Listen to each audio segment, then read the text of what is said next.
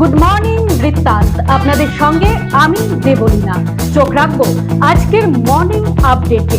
কেমন যাবে আজকের আবহাওয়া? আমাদের সঙ্গে রয়েছেন আমাদের প্রতিনিধি, তার কাছ থেকে শুনে নিই আজকের আবহাওয়ার রিপোর্ট। দেখো, উত্তরবঙ্গ কৃষি বিশ্ববিদ্যালয়ের আবহাওয়া দপ্তর থেকে যে বার্তা দেওয়া হয়েছে তাতে কিন্তু বলা হচ্ছে যে আজ উত্তরবঙ্গের সর্বত্রই কিন্তু আকাশ মূলত মেঘলা থাকবে এবং কোথাও কোথাও আংশিক মেঘলা থাকবে, এমনটাই কিন্তু সম্ভাবনা রয়েছে আবহাওয়াবিদদের অনুমান। পাশাপাশি উত্তরবঙ্গের প্রতিটা জেলাতেই কিন্তু হালকা থেকে মাঝারি বৃষ্টির সম্ভাবনা রয়েছে। সে আলিপুরদুয়ার, জলপাইগুড়ি, কোচবিহার থেকে শুরু করে উত্তর দিনাজপুর, দক্ষিণ দিনাজপুর এবং মালদা জেলার ক্ষেত্রে প্রতিটা জেলার ক্ষেত্রে কিন্তু হালকা থেকে মাঝারি বৃষ্টির সম্ভাবনা রয়েছে। পাশাপাশি দক্ষিণ পূর্ব দিক থেকে কিন্তু বাতাস প্রবাহিত হতে পারে ঘন্টায় 10 কিলোমিটার বেগে, এবং সর্বোচ্চ তাপমাত্রা, দিনের সর্বোচ্চ তাপমাত্রা 34 ডিগ্রি সেন্টিগ্রেড এবং রাতের সর্বনিম্ন তাপমাত্রা 23 থেকে 24 ডিগ্রি সেন্টিগ্রেড থাকবে, এমনটাই পূর্বাভাস আবহাওয়া দপ্তরের।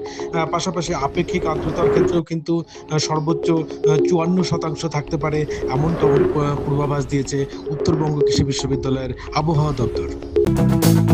গ্রহ, নক্ষত্র, তিথি অনুযায়ী কেমন যাবে আজকের দিনটি, আপনার রাশিফল শুনে নিন আমাদের প্রতিনিধির কাছ থেকে। জয় মাতৃনারায়ণী। আজ অর্থাৎ 10ই মে, 26শে বৈশাখ, রবিবার, অষ্টমী তিথি। চলুন জেনে নেই আজকের রাশিফল। মেষ রাশির জাতক জাতিকার ক্ষেত্রে অতিথির আগমন হবে গৃহে। বৃষ রাশির জাতক জাতিকার ক্ষেত্রে সুনাম হবে, খ্যাতি লাভ হবে আজ। মিথুন রাশির জাতক জাতিকার ক্ষেত্রে দৈহিক ক্লান্তি দূর হতে পারে। কর্কট রাশির জাতক জাতিকার ক্ষেত্রে অশ্বের কোনো সমস্যা হতে পারে আজ। সিংহ রাশির জাতক জাতিকার ক্ষেত্রে সুখ সমৃদ্ধি বৃদ্ধি পাবে। কন্যা রাশির জাতক জাতিকার ক্ষেত্রে ভুল বোঝাবুঝি হতে পারে। তুলা রাশির জাতক জাতিকার ক্ষেত্রে ব্যবসা উন্নতি, অর্থ উন্নতি এবং গৃহোন্নতি হবার সুযোগ থাকছে আজ। বৃশ্চিক রাশির জাতক জাতিকার ক্ষেত্রে দুর্ঘটনার কবলে পড়তে হতে পারে আজ। ধনু রাশির জাতক জাতিকার ক্ষেত্রে জ্ঞাতি বিরোধ বাঁধবে। মকর রাশির জাতক জাতিকার ক্ষেত্রে রোগ ব্যাধিতে কষ্ট পেতে হবে আজ। কুম্ভ রাশির জাতক জাতিকার ক্ষেত্রে বিশেষ সম্মান লাভ হতে পারে। মীন রাশির জাতক জাতিকার ক্ষেত্রে স্বার্থ সিদ্ধি ও সফলতা হতে পারে আজ। নমস্কার। গত 24 ঘন্টার খবরের দুরন্ত আপডেট। পশ্চিমবঙ্গের রাজনৈতিক ইতিহাসে নতুন অধ্যায়ের সূচনা হলো শনিবার। দীর্ঘ 15 বছরের তৃণমূল শাসনের অবসান ঘটিয়ে রাজ্যের প্রথম বিজেপি সরকারের মুখ্যমন্ত্রী তথা নবম মুখ্যমন্ত্রী হিসেবে শপথ নিলেন শুভেন্দু অধিকারী।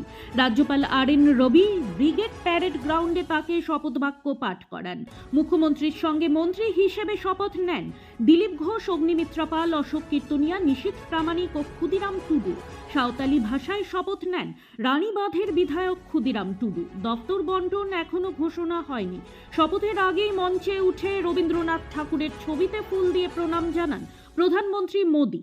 ব্রিগেড মঞ্চে ডক্টর শ্যামাপ্রসাদ মুখোপাধ্যায়ের শেষ যাত্রার সঙ্গী শিলিগুড়ির মাখনলাল সরকারকে সম্বর্ধনা জানিয়ে পায়ে হাত দিয়ে প্রণাম করেন মোদী। গোটা ব্রিগেড চত্বর সেজে ওঠে বাঙালি আনায়। দর্শকদের জন্য ছিল মিহিদানা মিষ্টি দইয়ের স্টল, রসগোল্লা ও ঝালমুড়ির স্টলে বাড়তি ভিড় দেখা যায়। মুখ্যমন্ত্রী হিসেবে শুভেন্দু অধিকারী শপথ নেওয়ার পর অবশেষে নিজের সোশ্যাল মিডিয়া বায়ো পরিবর্তন করলেন তৃণমূল নেত্রী। তবে সেখানে অত্যন্ত সচেতনভাবে এড়িয়ে গেলেন প্রাক্তন শব্দটি। শনিবার সকাল পর্যন্ত মমতার ফেসবুক, এক্স ও ইনস্টাগ্রাম প্রোফাইলে লেখা ছিল পশ্চিমবঙ্গের মাননীয় মুখ্যমন্ত্রী, কিন্তু শুভেন্দু অধিকারীর শপথ গ্রহণের কিছুক্ষণ পরেই বদলে যায় সেই পরিচিতি। নতুন বায়োতে লেখা হয়েছে সর্বভারতীয় তৃণমূল কংগ্রেসের প্রতিষ্ঠাতা চেয়ারপারসন এবং পশ্চিমবঙ্গের মুখ্যমন্ত্রী, 15তম, 16তম ও 17তম বিধানসভা। রবীন্দ্র অনুরাগী মানুষদের দ্বারা আয়োজিত হলো রবীন্দ্র জয়ন্তী। প্রতি বছর রায়গঞ্জ পৌরসভার উদ্যোগে রবীন্দ্র মূর্তির পাদদেশে রবীন্দ্র জয়ন্তী পালন হলেও এবার ঘটেছে ব্যতিক্রম।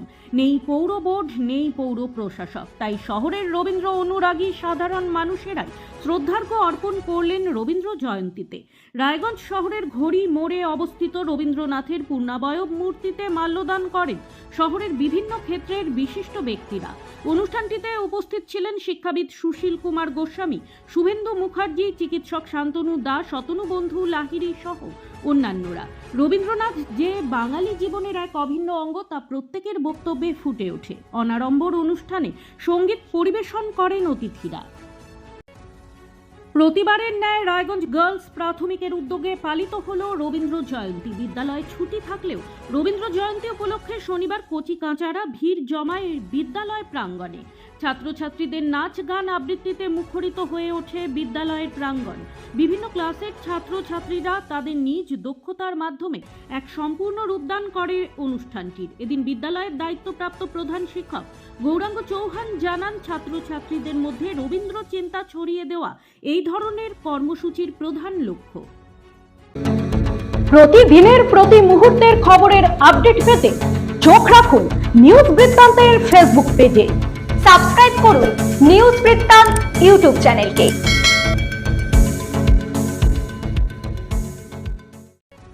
25শে বৈশাখ বিশ্বকবি রবীন্দ্রনাথ ঠাকুরের জন্মজয়ন্তী উপলক্ষে কাঞ্চনপল্লী জিএসএফপি বিদ্যালয় শ্রদ্ধার সঙ্গে দিনটিকে পালন করা হলো। ক্ষুদে শিক্ষার্থীরা কবিতা, গান, আবৃত্তি ও বিভিন্ন সাংস্কৃতিক অনুষ্ঠানের মাধ্যমে বিশ্বকবির প্রতি শ্রদ্ধা নিবেদন করে।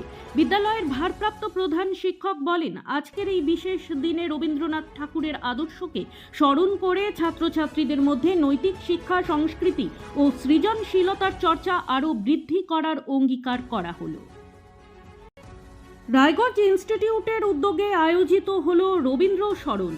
25শে বৈশাখ উপলক্ষে শনিবার এক মনোজ্ঞ সাংস্কৃতিক কর্মসূচির আয়োজন করে রায়গঞ্জ ইনস্টিটিউট। শহরের শিল্পীদের দিয়ে নাচে, গানে, আবৃত্তিতে এক রঙিন সন্ধ্যা উপহার দেয় রায়গঞ্জের সংস্কৃতি প্রেমী মানুষকে। রায়গঞ্জ ইনস্টিটিউটের সম্পাদক আদিত্য নারায়ণ দাস জানান, রবীন্দ্রনাথ বাঙালির প্রাণের কবি। জন্ম থেকে মৃত্যু পর্যন্ত রবীন্দ্রনাথকে বাদ দিয়ে বাঙালি অসম্পূর্ণ। তাই বিশ্বকবিকে তার জন্মদিনে শ্রদ্ধার্ঘ্য অর্পণ করতে পেরে রায়গঞ্জ ইনস্টিটিউট গর্বিত। কবিগুরু রবীন্দ্রনাথ ঠাকুরের জন্মজয়ন্তী উপলক্ষে শিলিগুড়ি পুর নিগমের পক্ষ থেকে যথাযোগ্য মর্যাদায় দিনটি পালন করা হলো। শিলিগুড়ির রবীন্দ্র মঞ্চের পাশে অবস্থিত রবীন্দ্রনাথ ঠাকুরের পূর্ণাবয়ব মূর্তিতে এদিন সকালে মাল্যদান করে শ্রদ্ধা জানান মেয়র গৌতম দেব। তার সঙ্গে উপস্থিত ছিলেন পুর নিগমের ডেপুটি মেয়র, মেয়র পরিষদ, অন্যান্য কাউন্সিলর ও বিশিষ্ট জনেরা। মাল্যদানের পর সংক্ষিপ্ত বক্তব্যে মেয়র গৌতম দেব বলেন, রবীন্দ্রনাথ কেবল বাঙালির নন, তিনি বিশ্ব মানবের। তার সাহিত্য, দর্শন ও সঙ্গীত আজও আমাদের পথ দেখায়। শিলিগুড়ি পুর নিগম প্রতি বছরই এই দিনটিকে শ্রদ্ধার সঙ্গে স্মরণ করে। অনুষ্ঠানে পুর নিগমের আধিকারিক ও কর্মীরাও উপস্থিত ছিলেন। মাল্যদান পর্ব শেষে রবীন্দ্রসঙ্গীত পরিবেশনের মাধ্যমে কবিগুরুকে স্মরণ করা হয়। পুর নিগমের পক্ষ থেকে জানানো হয়েছে, আগামী দিনেও রবীন্দ্র চর্চা ও সংস্কৃতির প্রসারে বিভিন্ন কর্মসূচি নেওয়া হবে। গুড মর্নিং বৃত্তান্ত আজ এই পর্যন্তই। ঘরে বাইরে খবরে থাকুন, চোখ রাখুন নিউজ বৃত্তান্তে। নিউজ বৃত্তান্ত, হলুদ নয়, স্বচ্ছ।